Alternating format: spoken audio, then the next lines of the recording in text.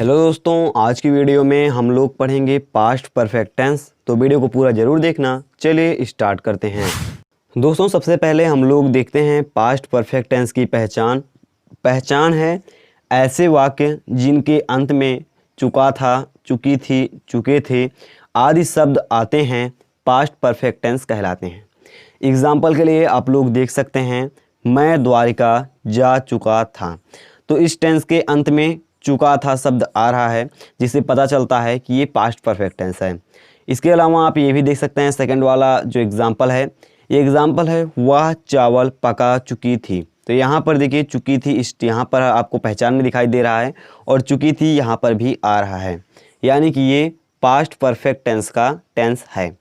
तो ऐसे वाक्य जिनके अंत में चुका था, चुकी थी, चुके थे आदि शब्द आएंगे, पास्ट परफेक्ट टेंस कहलाएंगे। तो ये हो गई हमारी पहचान। आशा आप लोग समझ गए होंगे। सिर्फ आपको यही ध्यान रखना है, जो लास्ट का शब्द है उसमें आना चाहिए चुका था, चुकी थी, चुके थे। इतना शब्द अगर आ जाएगा तो ये आपका पास्ट परफेक्ट टेंस हो जाएगा। अब यहाँ पर देखिए, ऊपर हमने लिखा है हिंदी टू इंग्लिश ट्रांसलेट। यहाँ पर पहला ट्रांसलेशन है वह खाना खा चुका था। बहुत ही शॉर्ट में आपको ये सब समझा दूंगा, बहुत ही टेंशन लेने की ज़रूरत नहीं है। छोटी सी वीडियो होगी, लेकिन जितनी भी चीज़ें होंगी सब आप इसमें समझ जाएंगे। तो यहाँ पर पहला जो टेंस है वो है वह खाना खा चुका था। ये हिंदी टेंस दिया हुआ है, आपको इसे चेंज करना है, इंग्लिश में ट्रांसलेशन करना है इसका। अब देखिए, आपको अभी तो कुछ पता है नहीं, तो आप लोग कैसे ट्रांसलेशन करेंगे। तो इसके लिए यहाँ पर एक सूत्र है, इसको आपको याद करना पड़ेगा। ऊपर वाले को याद करना पड़ेगा और जस्ट नीचे वाले को आपको रटना पड़ेगा। तो यहाँ पर पहले ऊपर वाला सूत्र देखते हैं, उसके बाद हम नीचे वाला सूत्र देखेंगे। देखिए, पहले हम वाक्य को देख लेते हैं, वह खाना खा चुका था। इसके लिए देखिए, सबसे पहले आप इस सूत्र को देख लीजिए। इस टेंस में सहायक क्रिया हैड तथा क्रिया की थर्ड फॉर्म का प्रयोग करते हैं। ठीक, अब यहाँ पर ध्यान से देखिएगा। अभी तक आपने इसके पहले एक पढ़ा था, जो हमने पढ़ाया था पास्ट कंटिन्यूअस टेंस। उसमें मैंने आपको बताया था कि सहायक क्रिया वाज का प्रयोग होगा और सहायक क्रिया वेर का प्रयोग होगा। लेकिन यहाँ पर पूरा मामला उलट चुका है। यहाँ पर सहायक क्रिया एक ही लगेगी, वो लगेगी हैड। और इसके पहले देखिए, यहाँ पर मैंने आपको क्रम बताया था पास्ट कंटिन्यूअस में ये वाला, और यहाँ पर इस तरह से। बहुत ही डिफरेंस वीडियो है ये वाली। तो देखिए, यहाँ पर सबसे पहले बोल रहा है सहायक क्रिया हैड का प्रयोग होगा और वर्ब की थर्ड फॉर्म का प्रयोग होगा। इतना ध्यान दीजिए, सहायक क्रिया हैड, वर्ब की थर्ड फॉर्म, सहायक क्रिया हैड, वर्ब की थर्ड फॉर्म। अब यहाँ पर अगर आप हिंदी से इंग्लिश में वाक्य बदलते हैं, तो वाक्य बदलते समय शब्दों का क्रम निम्नवत रहेगा। ठीक, निम्नवत मतलब अगर आप ट्रांसलेट करते हैं तो उसकी कुछ शर्तें हैं कि इसी क्रम में आपको शब्दों को रखना है। नहीं तो अगर आप ऐसे रख देंगे उल्टा सीधा क्रम, तो भले ही आपका जो सहायक क्रिया और थर्ड फॉर्म है सही है, लेकिन आपका टेंस गलत माना जाएगा। यहाँ पर देखते हैं हम, जो हमारा क्रम है साधारण वाक्यों के लिए। साधारण वाक्यों के लिए सबसे पहले हम लिखेंगे कर्ता, फिर हैड लगाएंगे। पहले साधारण वाक्य आप लोग जानते ही होंगे, इसके पहले वाली वीडियो में मैंने आपको बताया हुआ है। साधारण वाक्य ऐसे वाक्य होते हैं जिसमें ना ही नकारात्मक भाव होता है, ना ही प्रश्नवाचक भाव होता है, जिसे आप बोलते हैं इंग्लिश में सिंपल सेंटेंस। तो सिंपल सेंटेंस को ही साधारण वाक्य बोलते हैं। अब साधारण वाक्य के लिए पहले हम लिखेंगे सब्जेक्ट, ठीक, उसके बाद हैड, जो कि इसमें सहायक क्रिया है। हैड के बाद मेन वर्ब की थर्ड फॉर्म, यानी जो काम हो रहा है उसकी इंग्लिश और इंग्लिश की थर्ड फॉर्म। उसके बाद ऑब्जेक्ट, ऑब्जेक्ट यानी कि जो शब्द में बचा कुचा शब्द है उसे बोलेंगे ऑब्जेक्ट। इसी को ध्यान में रखते हुए चलिए इसका हम करते हैं आंसर, लिखते हैं, इसका ट्रांसलेशन करते हैं। यहाँ पर देखिए, ऊपर हमने लिखा हुआ है अपना क्रम और नीचे है हमारा शब्द वाक्य, जिसे आप बोलते हैं। सबसे पहले वह खाना खा चुका था।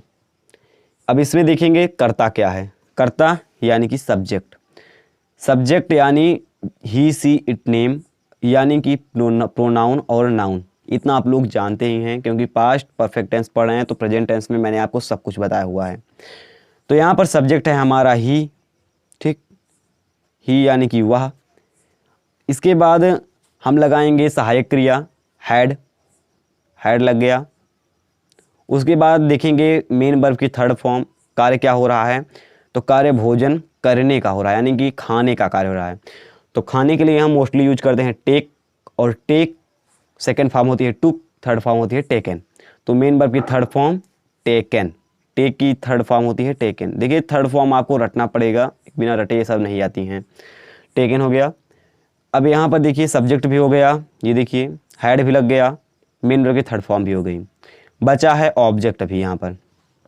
अब मैंने पहले आपको ये बता दिया है कि ऑब्जेक्ट जो भी बचे कुछ शब्द हैं उन्हीं को हम ऑब्जेक्ट बोलेंगे। तो यहाँ पर बचे कुछ शब्द कौन से हैं, तो वह की भी इंग्लिश हो गई, हैड लग गया, जैसे चुका था के बोध हो गया। हैड जो सहायक क्रिया लगती है उससे लास्ट वाले शब्द का बोध होता है, तो चुका था के लिए हैड लग गया, वह के लिए ही लग गया, खाना खाने के लिए टेकन लग गया, और बचा एक चीज़ जो है फूड यानी कि खाना। तो भोजन के लिए हम लगाएंगे फूड, जिसे हम लिख देंगे ऑब्जेक्ट के रूप में फूड। अब देखिए अब हमारा भाव निकल रहा है कि नहीं, ही हैड टेकन फूड, वह खाना खा चुका था। अब यहाँ पर अगर हम फूड को ढक लें तो क्या इसका भाव निकलेगा, ही हैड टेकन, वह खा चुका है, पर क्या खा चुका है ये हमें नहीं पता है। हाँ, और एक बात, अगर आप लोगों को सब्जेक्ट वर्ब और ऑब्जेक्ट ये सब जानने में बहुत ज़्यादा दिक्कत हो रही है, समझ में नहीं आ रहा है, तो आई बटन पर एक वीडियो की लिंक मिल जाएगी, वहाँ से आप बड़ी आसानी से देख पाएंगे या सीख पाएंगे कैसे आपको किस में निर्धारण करना है, कहाँ पर सब्जेक्ट क्या है, ऑब्जेक्ट क्या है, वर्ब क्या है। अलग सी वीडियो एक इसके ऊपर बनाई हुई है। दोस्तों इसके बाद हम देखते हैं नेक्स्ट क्वेश्चन। अगर आप लोगों को समझ में नहीं आया है तो जब आप नेक्स्ट क्वेश्चन देखेंगे, यानी कि जब आप वह स्कूल नहीं पहुंच चुकी थी इसका देखेंगे, तो आपको पहले वाले का आंसर अपने आप पता चल जाएगा। देखिए स्टेप बाय स्टेप आप देखते जाइए। हर क्वेश्चन का आंसर अगर आप देखने की कोशिश करेंगे तो 100% श्योर है आपको समझ में आ जाएगा। ठीक, नेक्स्ट है वह स्कूल नहीं पहुँच चुकी थी।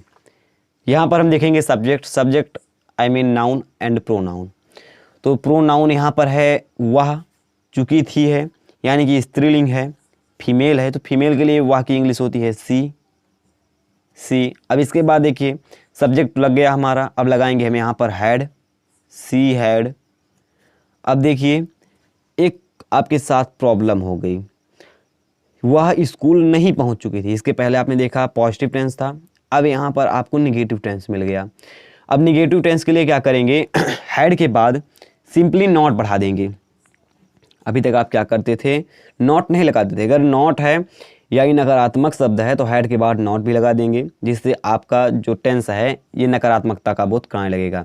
ये देखिए यहाँ पर सिंपल सेंटेंस ये नहीं है, तो अगर यहाँ पर नकारात्मक है तो ब्रैकेट में नॉट भी जोड़ देते हैं, नकारात्मक है तब। ठीक, अब यहाँ पर सी हैड नॉट। अब यहाँ पर पहुँचना, रिच मीन्स पहुँचना। अब और हाँ, एक बात आपको बताऊं, जैसे आप लोगों को थर्ड फॉर्म याद करने में दिक्कत हो रही है, तो जब 100% में से, ये बहुत ही सिंपल मेथड है, 90% जो थर्ड फॉर्म होती है उनके अंत में ईडी लगता है। अगर आपको नहीं आ रहा है थर्ड फॉर्म तो आप उनके अंत में सिर्फ डी जोड़ दीजिए, वाक्य के अंत में थर्ड फॉर्म अपने आप बन जाएगी। केवल 10% चांस होता है कि ईडी लगाई हुई थर्ड फॉर्म आपकी गलत हो सकती है, और लगभग सभी सही होती है। ठीक, यहाँ पर देखते हैं हम हैड नॉट। अब पहुँचना, मान लीजिए पहुँचने की स्पेलिंग आपको इंग्लिश पता है लेकिन थर्ड फॉर्म नहीं पता है। जैसे पहुँचने की जो होती है इंग्लिश होती है रीच। अब देखिए आपको थर्ड फॉर्म नहीं पता है, जिससे में आप बढ़ा दीजिए ईडी, बढ़ गया, ईडी बढ़ गया, बन गई थर्ड फॉर्म। अब देखिए वह की इंग्लिश हो गई, और यहाँ पर नहीं की इंग्लिश हो गई, चुकी थी की इंग्लिश हो गई। एक ही चीज़ बचा है स्कूल, यानी जिसे आप बोलते हैं ऑब्जेक्ट। तो ये देखिए मिल गया school. She had not reached school, वह स्कूल नहीं पहुँच चुकी थी। देखिए आपको दूसरा भी आ गया। अब देखिए नेक्स्ट देखते हैं, राम घर जा चुका था। ये क्वेश्चन है। अब यहाँ पर देखेंगे, सबसे पहले लिखेंगे सब्जेक्ट। पहले क्या करना है आपको, पहले यहाँ से आप ऊपर देखिए थोड़ा, जो हमने यहाँ पर फॉर्मूला लिखा हुआ है, इसको आप लोग एक बार पढ़िए और अपने आप इसका आंसर देने की कोशिश कीजिए। अगर आप अपने आप कोशिश करेंगे तो कुछ आपके माइंडसेट में बैठ जाएगा।